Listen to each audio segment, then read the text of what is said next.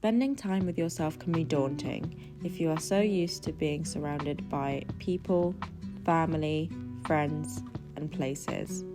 But it can actually be one of life's many gifts, only if you let it. I started spending more time alone. I found it weird.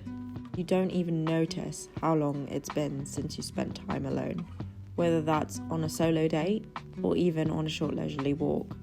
Because in reality, life gets in the way, and before you know it, you are putting others around you first, depend on external factors to make you happy, and you lose your sparkle in your eyes that made you glow in the first place.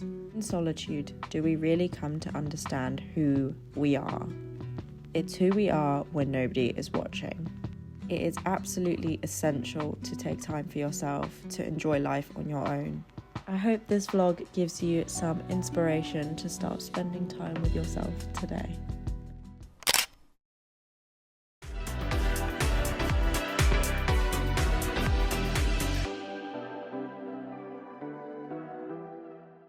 Good morning, guys. I've just made myself some lovely green matcha tea. I'm just letting that kind of soak in there for a bit. I'm assuming if you found this video, you are one of the many people on this earth that are looking how to spend time alone. If you are new here on my channel, hello, my name is Rishika. Over on this corner of the internet, I'm just hoping that I can empower you guys to live the best life you possibly can. And part of that is learning how to be alone. I'm feeling cozy and I've got a lot of alone time to be spending with myself. So yeah, I hope you enjoy this little vlog. It's actually 1:20 in the afternoon and I feel like I need to make myself some lunch.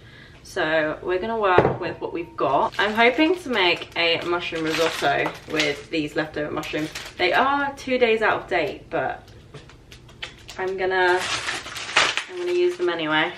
So yeah, I'm literally gonna be making the most basic mushroom risotto, but I love this risotto so much. So normally I hook up my phone to this little speaker, which I'm going to do. At the moment I've been loving listening to Claim Your Power podcast. I just feel like the spirituality of that podcast just really resonates with me, and I think it's really gotten me out of my slump and inspired me to spend more time alone and to really love my own company. It's by a content creator called Kim Perez, and she's actually just released a new podcast, which is Signs You're Being Redirected to the Right Path. Hi guys, welcome back to Let's make some risotto.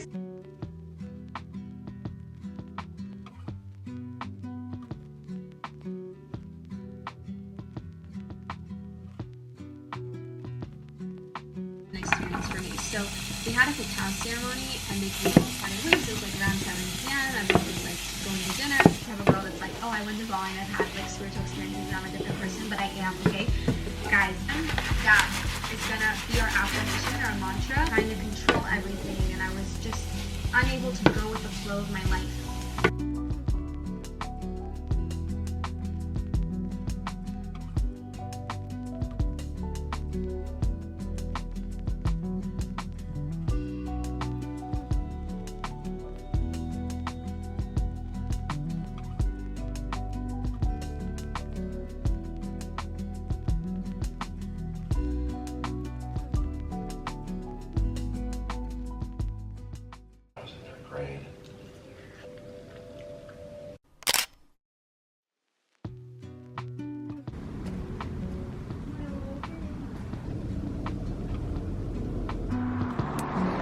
Guys, look how beautiful the sky looks. I'm just coming back from my walk.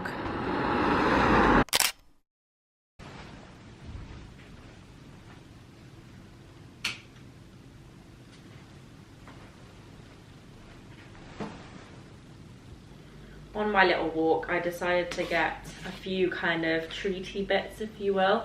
So I got a little face mask and I also got some body lotion because I've just run out and it's not a good time to be running out of body lotion. Also, I bought these gorgeous like little wreath things from the range, and as you can see, I'm in full Christmas mode. But yeah, I got these little wreath things that I want to attach to the TV stand just either side. and I think they were only like £1.29, and they're so pretty.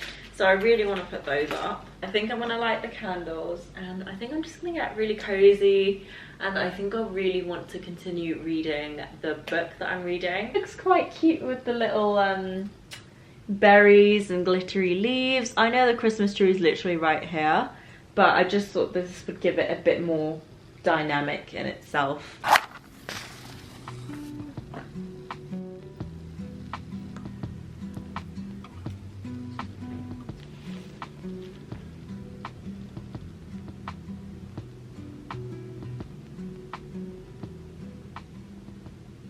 So I've just been sat here for about half an hour reading more of Buy Yourself the Damn Flowers. I read this little piece that I think is actually worth hearing. Setting boundaries is the kindest act of love. It prevents resentment and gives the other person the chance to show their true colours and intentions. Neglecting to do so is an act of self-sabotage which leaves you powerless and at risk of keeping the wrong energy in your life. So all in all, guys, if there's a boundary that you need to set, whether that be a boundary you need to set because you need to spend more time with yourself, or a boundary you need to set with a loved one, the way that I like to think of setting boundaries with whoever it is, a loved one, a friend, just another way of saying, hey, only way that I can love you and love myself is if this boundary is put into place. If this boundary isn't taken seriously, then I will compromise the love that I have for myself. That's such a strong way of looking at it, because boundaries aren't meant to upset people. Boundaries aren't meant to be set because they're malicious. Almost kind of like a bridge to getting closer to a relationship, or getting closer to understanding one another. But yeah, I just thought I'd read you that little section of the book.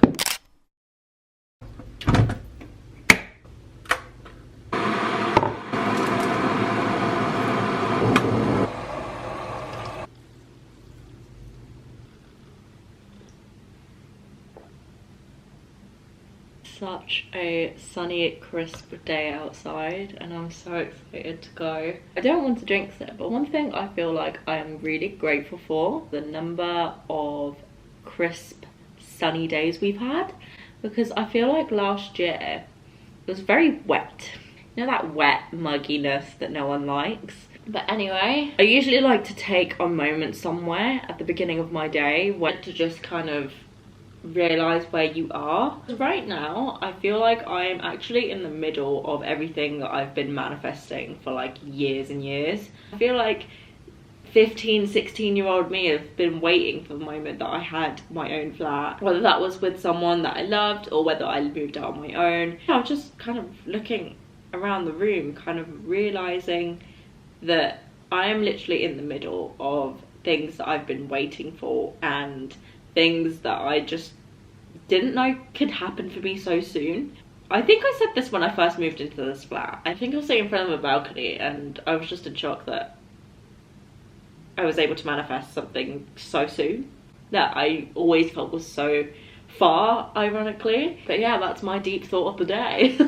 I feel like it's such a good practice to kind of just sit for a minute or 30 seconds. Like, if you don't have 5 minutes, you have 30 seconds, you know, to sit and really think about where you are. Because I think if I told myself 5 years ago where I was now, she would be over the moon. Like, that would have been everything that she's ever wanted. It's just funny that things like that kind of change, because obviously as you're trying to develop into like a better person, your goals change and they get bigger and bigger as you become bigger and bigger. And I just think there needs to be a point where you're like, no, I'm just gonna sit. Like, I'm just gonna really realize where I am right now. If you can't be grateful for where you are, especially if where you are is where you used to want to be, where you want to go will never feel like how you think it will feel, because you never take the moment to sit and have that feeling that you've been thinking you would feel once you have that thing, or once you do that thing, or once you achieve that thing. So yeah, more of the story is go sit down and think about where you are.